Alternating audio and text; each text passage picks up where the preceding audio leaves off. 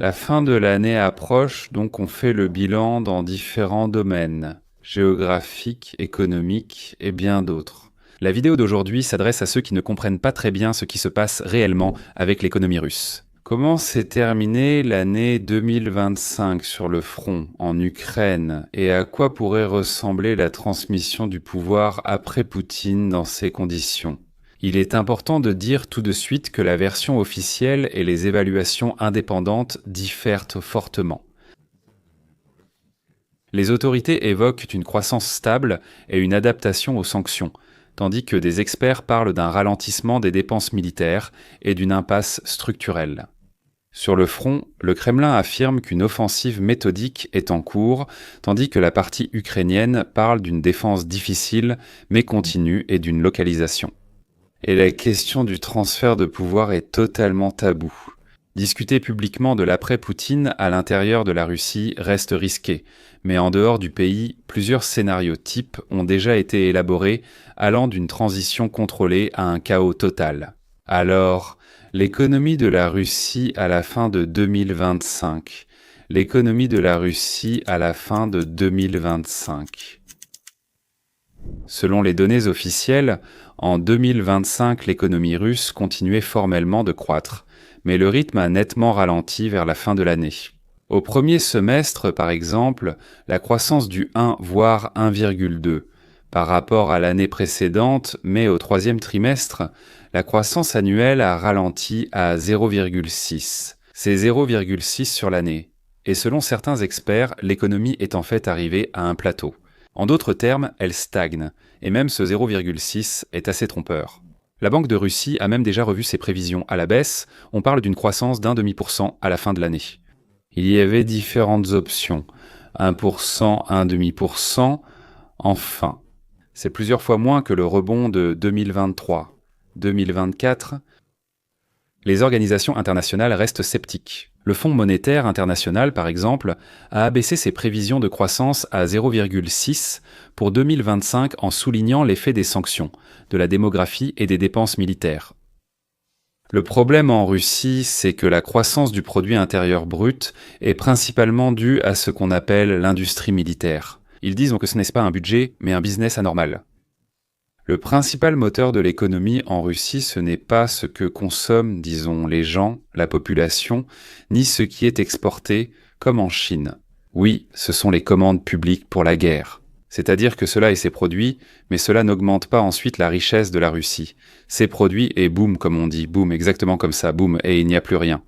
Autrement dit, qu'on les produit ou non, cela n'a aucun rapport avec le produit intérieur brut, c'est comme si, en fait, c'était produit, et un autre a été produit juste pour être détruit. Donc la croissance de l'industrie manufacturière est assurée par les entreprises de défense, la production d'obus, de matériel, d'équipements, ainsi que par le secteur civil. Eh bien, il s'agit là des petites entreprises, des services, des innovations. Les innovations, en général, comme on dit, parfois stagnent carrément aux toilettes, faute de personnel et d'argent, mais parfois aussi à cause de l'ambiance, ou simplement parce que ceux qui pourraient s'en occuper sont partis et ne voient aucun intérêt à s'y consacrer. En Russie, les économistes stimulent artificiellement la croissance en injectant massivement des fonds publics dans la guerre et le secteur public. Les indicateurs semblent acceptables, mais dès que le flux diminuera, les problèmes apparaîtront. Eh bien, tous les problèmes structurels, les sanctions et la réorientation vers l'Est.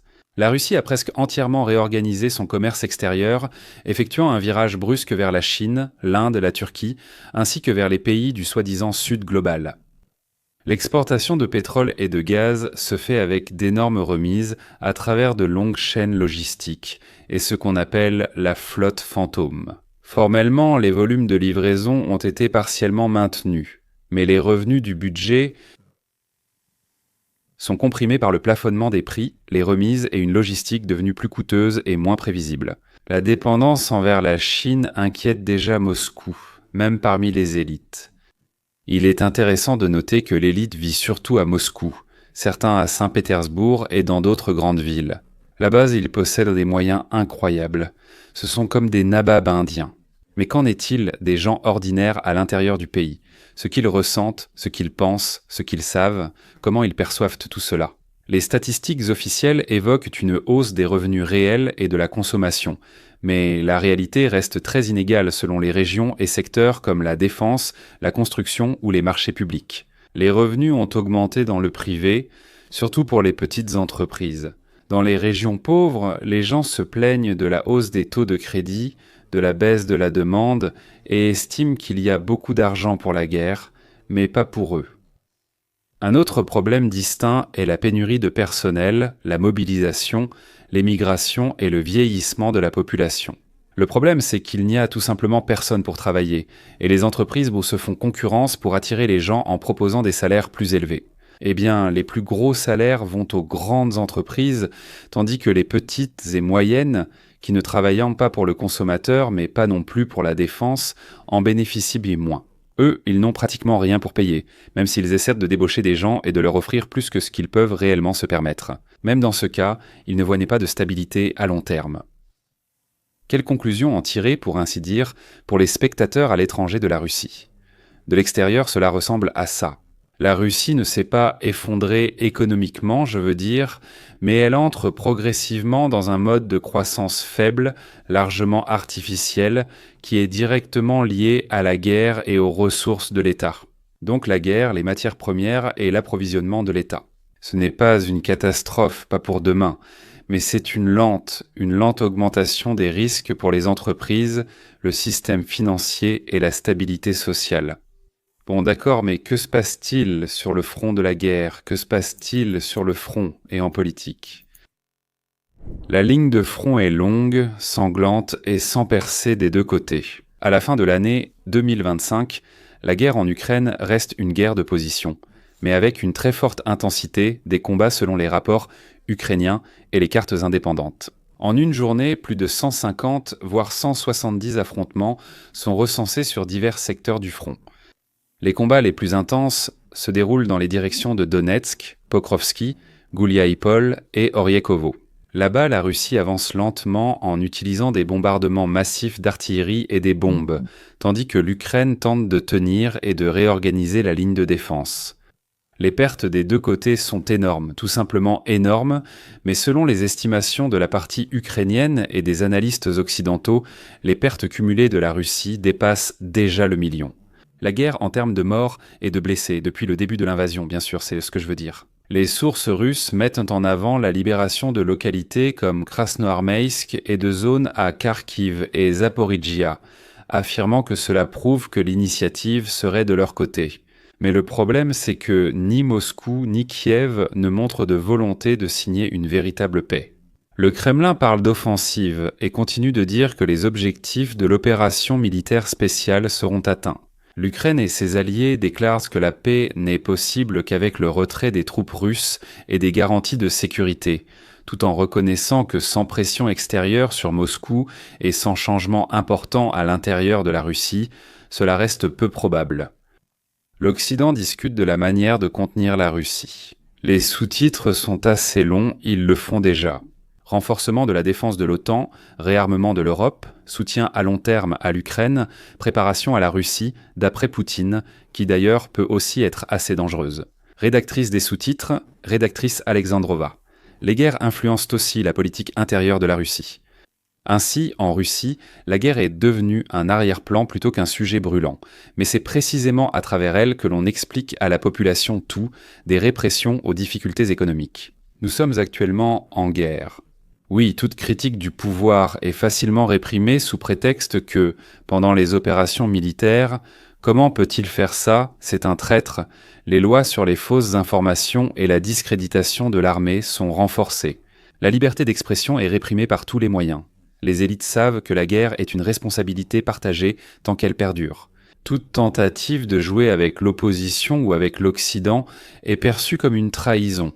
Et la trahison dans un État despotique, tyrannique, dictatorial n'est pas très bonne, je dirais même que c'est dangereux pour, encore une fois, un observateur étranger.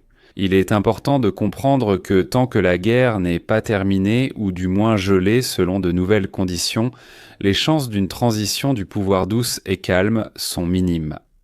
L'état de guerre est le principal ciment, le principal liant du système actuel. Quelles sont les hypothèses sérieusement discutées concernant la transition du pouvoir après Poutine ? Il n'y a aucune suite, il n'y a pas de plan de transition clairement annoncé en Russie. La Constitution prévoit qu'en cas de départ du président, le Premier ministre assure l'intérim et des élections sont organisées. Mais messieurs, en réalité, tout le monde comprend que le transfert du pouvoir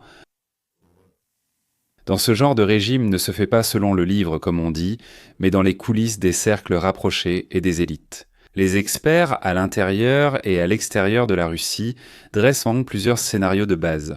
Voici le scénario numéro 1, une transition contrôlée par l'intermédiaire d'un successeur. Le successeur, c'est autre chose. L'option la plus discutée est la nomination d'une personnalité préalablement approuvée. Donc formellement, Poutine part pour certaines raisons, un successeur par intérim apparaît. Un intérimaire qui remporte ensuite des élections contrôlées de manière informelle. Derrière tout cela se trouvent les structures de force et un cercle restreint d'oligarques et de bureaucrates, qui s'entendent sur la personne qu'ils sont prêts à reconnaître comme garant de leur sécurité et de leurs biens. Il faut que cela convienne à tout le monde. Les avantages pour le système sont préservés, avec un minimum de bouleversement. Là-bas, une politique extérieure semblable offre aux élites les garanties qu'elles recherchent. Les inconvénients. La société et l'Occident perçoivent cela comme un Poutine de zéro. Sanctions et méfiance perdurent, la guerre et l'économie évoluent peu. Suite, que se passe-t-il en Lituanie ? Rédacteur, politburo et une sorte de collectivisation partielle du pouvoir, une autre option n'est pas un successeur unique et marquant, mais une direction collective. Là-bas, il existe plusieurs variantes d'une même chose. Le Conseil de sécurité, le gouvernement et le bloc de la force se renforcent. Le président reste formel, agissant davantage comme modérateur que souverain. Les décisions sont prises à l'intérieur des groupes qui négocient entre eux. La motivation de l'élite est la crainte qu'un futur super-leader ne commence bientôt à les éliminer, comme l'ont fait Poutine ou Loukachenko. Ils préfèrent une structure où les risques et les responsabilités sont partagés. L'inconvénient, c'est qu'une direction faible et fragmentée peut ne pas gérer la guerre, l'économie et les régions, et la tentation pour les forces de sécurité et les barons régionaux de jouer la carte de l'indépendance augmente. La société ne verra pas là un nouveau modèle, mais une querelle interne temporaire. Le troisième scénario, c'est un dégel limité, comme dans les années 60 à la fin.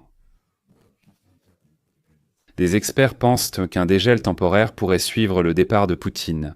Quelqu'un adoucit la répression, libère une partie des prisonniers politiques, assouplit la censure. Un dialogue prudent avec l'Occident, une tentative de relâcher partiellement cette pression contestataire, de la désamorcer. Après quoi, il s'avère que rien ne change réellement dans le système lui-même. Un tel scénario est plus réaliste pour la Biélorussie, mais il est également possible en Russie comme une courte période de transition, tout comme cela a été le cas en Union soviétique. Cela s'est déjà produit, donnant de l'espoir à la société et aux entreprises, sans garantir une réelle démocratisation. Au lieu d'un seul Poutine, un autre moins toxique pourrait arriver, et il serait progressivement soumis à la pression des mêmes structures de pouvoir. Et puis le scénario 4, le chaos incontrôlé, c'est le scénario le plus inquiétant, c'est-à-dire la désintégration incontrôlée du système. Peut-être qu'il ne s'effondrera pas complètement, mais des fissures apparaîtront. En cas de départ soudain de Poutine. Disons que, sans plan préparé, les élites commenceront certainement à se battre pour les ressources et la sécurité. Ce n'est pas qu'elles pourraient le faire, elles le feront. Le centre risque de perdre le contrôle de certaines régions et forces face à la guerre, aux sanctions et à la crise économique. Cela est lourd de conflits internes, d'une augmentation de la criminalité et d'une baronisation des régions. Quelqu'un ira-t-il jusqu'à déclarer une armée venue d'Ukraine pour l'utiliser sur les champs de bataille en Russie ? Les experts notent fin que pour l'instant le système résiste et que le Kremlin fait tout pour l'empêcher. Tout le monde craint cela, y compris en essayant de renforcer le contrôle, de procéder à des purges, à la centralisation des pouvoirs et autres mesures similaires, afin de ne pas donner trop de possibilités ensuite aux chefs régionaux. Conclusion. Mesdames et messieurs, qu'est-ce qui est important pour nous, russophones à l'étranger, dans tout cela ? Pour le spectateur russophone qui vit aux États-Unis, en Europe ou ailleurs, tous ces sujets ne relèvent pas d'une politologie abstraite, ils ont un impact direct. Là-bas où il y a le sort des proches, en Russie, en Ukraine, et le choix de revenir ou de s'intégrer à l'étranger. Pour d'autres, cela touche la sécurité, les visas, les sanctions, les relations professionnelles et la réputation de tous venant de Russie. L'économie russe ne s'effondre pas encore, mais elle entre dans une zone de développement conflictuel prolongé où de plus en plus de ressources sont consacrées à la guerre et au maintien du régime. Ils ont deux objectifs: faire la guerre à l'extérieur et faire la guerre à l'intérieur. La guerre reste le principal frein à tout scénario positif, et la transition du pouvoir après Poutine est presque certaine. Le changement de pouvoir ne sera pas une belle transition démocratique comme dans les manuels. Ce sera une combinaison d'accords internes entre les élites, de la pression des forces de sécurité et de facteurs externes, allant de l'évolution de la guerre à la position de la Chine. Rédacteur des sous-titres, rédacteur des sous-titres. Eh bien, je ne sais pas, j'ai fait de mon mieux, messieurs. Je ne sais pas si j'ai réussi à vous expliquer ce qui se passe, mais j'ai essayé. À la prochaine rencontre.